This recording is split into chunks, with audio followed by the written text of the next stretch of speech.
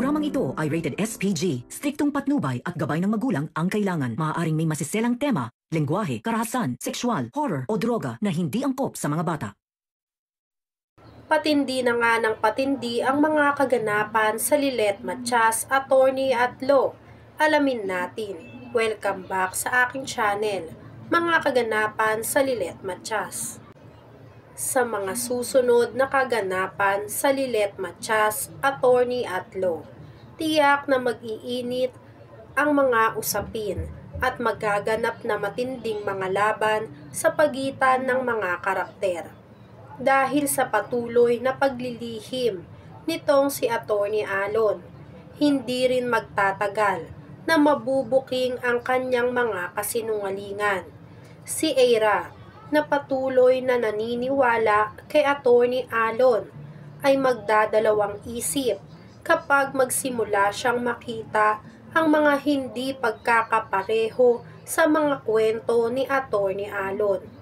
Sa isang hindi inaasahang pagkakataon, magiging dahilan ng kanyang pagdududa ang isang pag-uusap na maririnig mula sa kanyang mga kaibigan. Samantalang si Lilet at ang kanyang mga kasama ay patuloy na maghahanap ng ebidensya upang mapatunayang may kinalaman si Atty. Alon sa pagkawala ni Mang Kanor. Isang bagong tao at isang kakampi, si Calorena, ay maghahanap ng pagkakataon upang makipagtulungan kay Lilet. Maaaring magbunga ang pakikipagtulungan na ito ng mga bagong impormasyon at isang hakbang palapit sa pagwawakas sa mga kasinungalingan ni Atty. Alon. Si Trixie, na may mga sariling lihim at pasakit, ay unti-unting makakaramdam ng bigat sa mga gawain ng kanyang pamilya. Maaaring magbukas siya kay Ramir, ngunit sa kabilang banda, magiging kabuntot ito ng maraming pagsubok sa kanyang buhay. Kung si Lilet at Calorena ay magtutulungan, magkakaroon sila ng mga makapangyarihang pabor sa paglaban kay Atty. Alon, at ang buong kwento ay maaaring magbago ng direksyon. Samantala si Paco at si Vivian ay magbibigay ng tulong kay Lilet. Makikita nila ang kanilang sariling pakikisalumuha sa mga misteryoso sa paligid ni Atty. Alon. Magkakaroon sila ng pagkakataon upang magtulungan laban kay Atty. Alon at pati na rin sa mga kasabwat nito, tulad ni Patricia, na tiyak ay maghahasik pa ng higit na kaguluhan. Ang mga susunod na kabanata ay magpapakita ng mga matitinding laban, mga patibong, at pag-amin sa mga kasalanan na magdadala kay Lilet at sa kanyang mga kaibigan sa mas malalim na paghukay sa mga lihim ng mga taong may malalim na koneksyon sa kanyang buhay at sa pagkawala nitong si Mang Kanor. Sa mga susunod na kaganapan sa Lilet Matias, isang bagong serye ng mga pagtataksil, lihim at matinding laban ang magaganap. Hindi magtatagal, mas mapapalakas ang pagtutol ni Lilet laban kay Atty. Alon.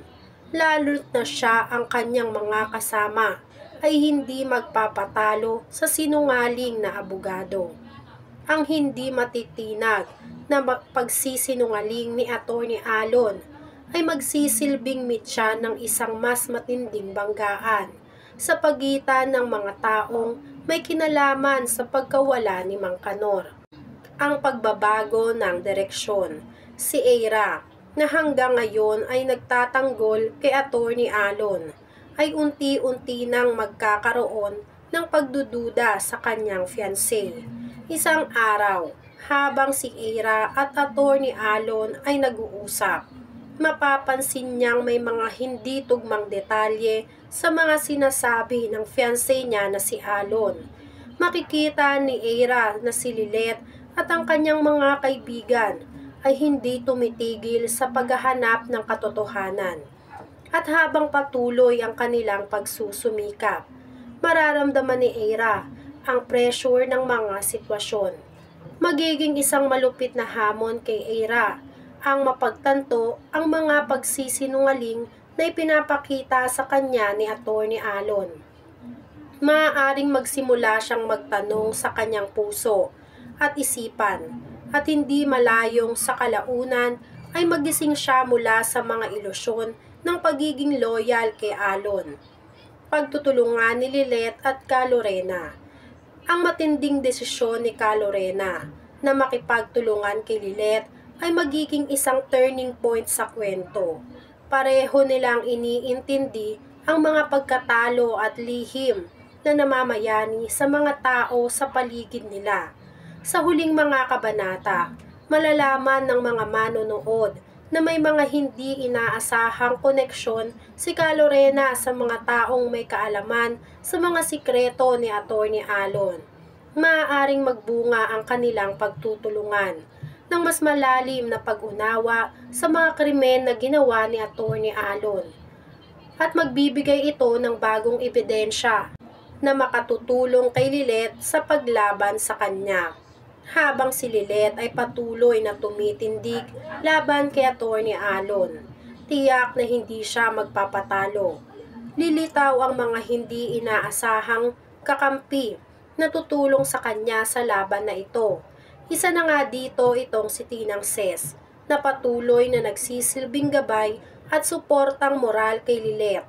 Dito rin magsisimulang magbukas ng pinto si Lilet sa posibilidad ng mga kaalyado sa labas ng mga formal na ahensya at gobyerno. Ang kanilang lakas at determinasyon ay magiging susi sa pag-unveil ng mas malalim na sikreto na nauugnay kay Atty. Alon at sa mga tao sa kanyang paligid. Paghaharap ni Trixie at ni Ramir, samantalang si Trixie ay patuloy na nakakaranas ng personal na laban. Magiging makulay at masalimuot ang relasyon nila ng kanyang ama. Si Ramir ang matinding presyon at mga lihim ni Trixie na matagal nang ikinokonsil mula sa kanyang mga pamilya ay magsisimulang mabuking. Maaaring dumating ang araw na si Trixie ay magsisisi at magsabi ng mga katotohanan sa kanyang ama.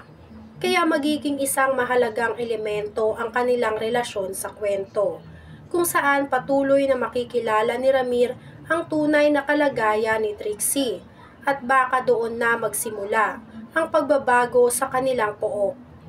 Ang paglabas ng lihim ni Trixie ay maaaring magdulot ng bagong pananaw para kay Ramir at matutulungan pa nila si Lilet sa pag-unveil ng mga masalimuot na krimen sa paligid nila.